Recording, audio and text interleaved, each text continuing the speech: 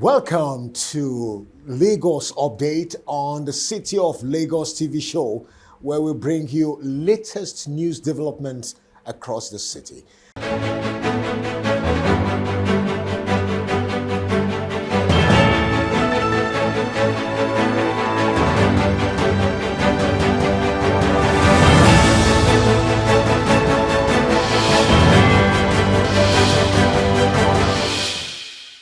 The Lagos State Ministry of Information and Strategy recently organized the Citizens Media Engagement Forum, which was aimed at facilitating dialogue and collaboration between the government and citizens to foster a more inclusive and participatory governance process. The event, which was held at the STO Resource Center, Alausa Ikeja, Lagos, saw in attendance media practitioners from across the print and electronic media, as well as heads of information agencies in Lagos State. In his welcome address, the Permanent Secretary of the Ministry, Mr. Olumide Shogunle, noted the strategic relevance and importance of the Pali. This is just another of our initiatives to get closer to you, tell us how we are faring, tell you our plans for the future, and get constructive and frank feedback.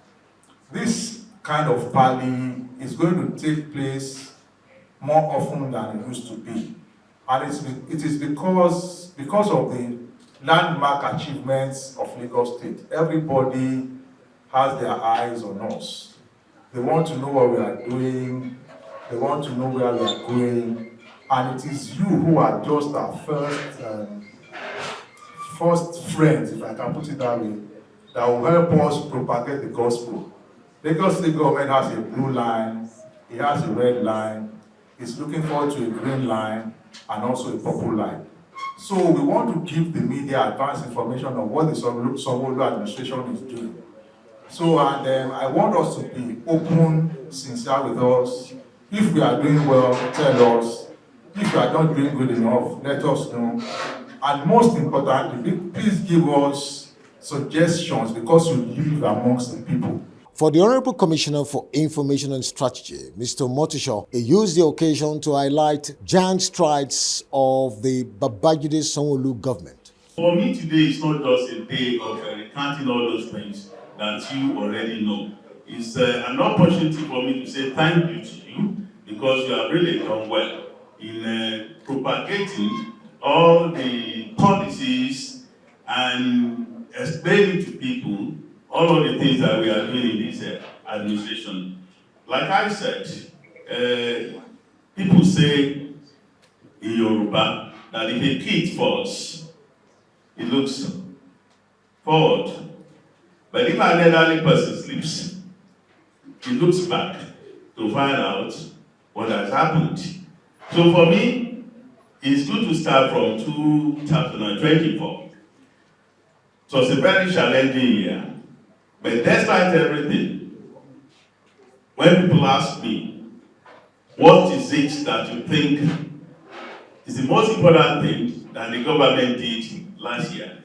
I usually tell them that the most exciting thing for me is the coming on board of the red line, which Mr. Governor started and promised that he was going to complete in his administration. People always tell us it took us a very long time to complete the blue line.